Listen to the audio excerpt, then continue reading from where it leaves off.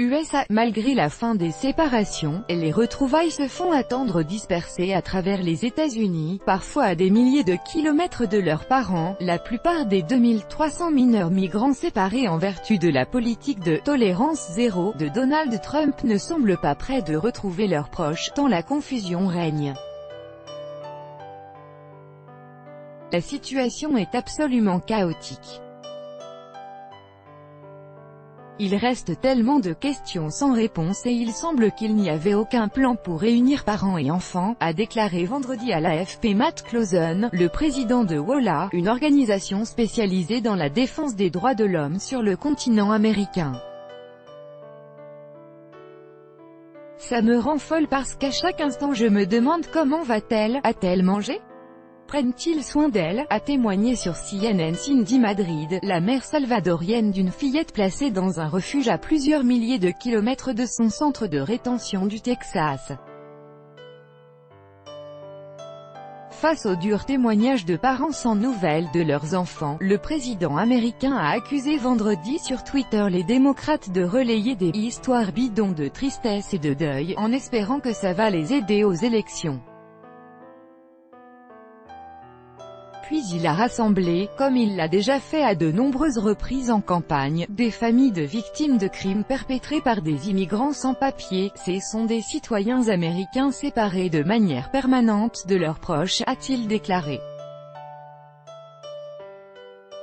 Le mot important ici est permanente, a-t-il ajouté, déplorant que les médias ne leur accordent, selon lui, pas assez d'attention. Les élus du Congrès à Washington semblent loin de passer une loi qui empêcherait définitivement ces séparations à l'avenir, quel que soit l'occupant de la Maison-Blanche. Un vote clé sur une réforme de l'immigration proposée par la majorité républicaine a été reporté à la semaine prochaine à la Chambre des représentants, faute de consensus dans ses rangs.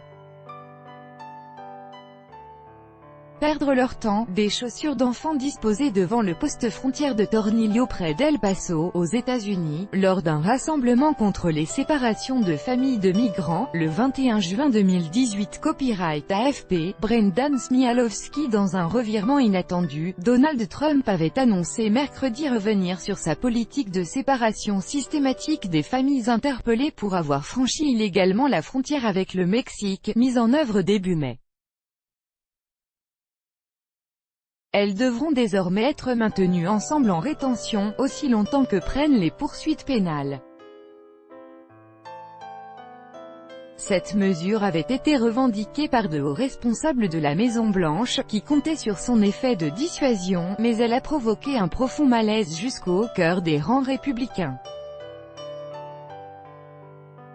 Il continue toutefois de soutenir pour beaucoup la politique d'extrême fermeté du président, qui cherchait strictement, selon eux, à éviter l'obligation légale de relâcher au bout de 20 jours les sans-papiers accompagnés de mineurs pouvant ainsi facilement échapper à leur jugement.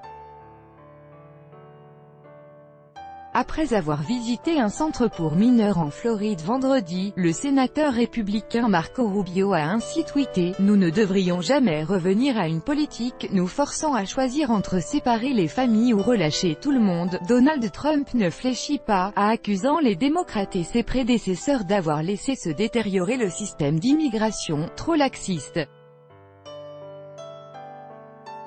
Face au nouveau report de la réforme sur l'immigration, il a appelé les républicains à arrêter de perdre leur temps sur l'immigration jusqu'à ce qu'on élise plus de sénateurs et de membres de la Chambre républicains en novembre, lors d'élections qui renouvelleront tous les sièges de la Chambre et un tiers de ceux du Sénat. Cruauté, certains parents sans papier ont déjà pu retrouver leurs enfants dans des scènes poignantes, mais l'administration reste floue sur les chiffres. Le président américain Donald Trump lors d'une conférence avec des proches de jeunes gens tués par des sans-papiers, près de la Maison-Blanche le 22 juin 2018. Copyright AFP, Mandel Engan, je t'aime, murmurait une mère guatémaltèque en larmes en prenant dans ses bras son petit garçon de 7 ans qu'elle a retrouvé vendredi matin, à l'aéroport de Baltimore. Ils auraient été interpellés le 19 mai, selon des médias américains, qui ont filmé la scène. Le sort des mineurs semble avoir ému jusqu'à la première dame, Melania Trump, qui a en partie poussé son mari à signer son décret, du propre aveu du président, et a rendu une visite surprise jeudi aux enfants d'un refuge au Texas. Si ce décret met fin aux séparations, son alternative scandalise également. Des migrants font la queue devant un poste frontière à Tijuana, au Mexique, pour tenter d'entrer aux États-Unis le 21 juin 2018. Copyright AFP, Guillermo Aria. Nous nous opposons à la séparation des enfants de leur famille à des fins de contrôle migratoire, mais nous nous opposons également aux détentions, a affirmé vendredi un porte-parole du Fonds des Nations Unies pour l'enfance, UNICEF, Christophe Boulierac. Le décret remplace la cruauté des séparations des familles par la cruauté des détentions de famille, dénonce Matt Clausen, de WOLA. Le nombre de migrants fuyant pour la plupart la violence endémique en Amérique centrale ne semble en tout cas pas près de diminuer. Le Pentagone a reçu l'ordre de se préparer à héberger sur des bases militaires 20 000 mineurs migrants non accompagnés par des adultes. Selon le magazine Time, l'US Navy envisage d'ériger des camps sur des bases aériennes désaffectées pour détenir des dizaines de milliers de migrants supplémentaires dans les mois à venir. Tout droit de reproduction et de représentation réservé. Copyright 2018, Agence France Presse.